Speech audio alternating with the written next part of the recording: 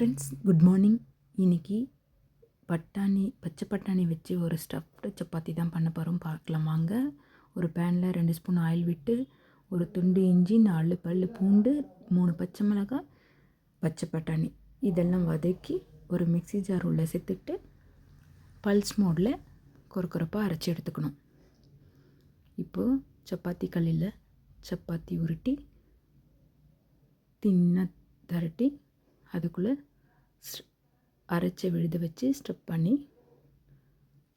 Fill பண்ணிவிட்டு close பண்ணிவிட்டு தட்டி சப்பாத்தி கல்லில் 2 பக்கம் நல்லா ரோஸ்ட் ஆகிற மாதிரி போட்டு எடுத்துக்கணும். ஃப்ரெண்ட்ஸ், இதுக்கு தொட்டுக்கிறதுக்கு எதுவுமே தேவையில்லை.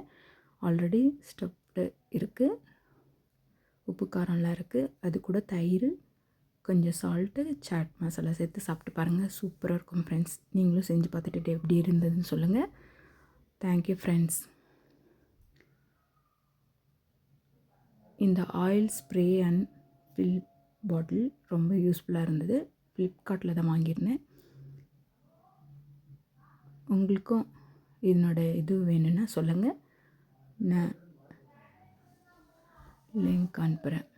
Okay friends, thank you.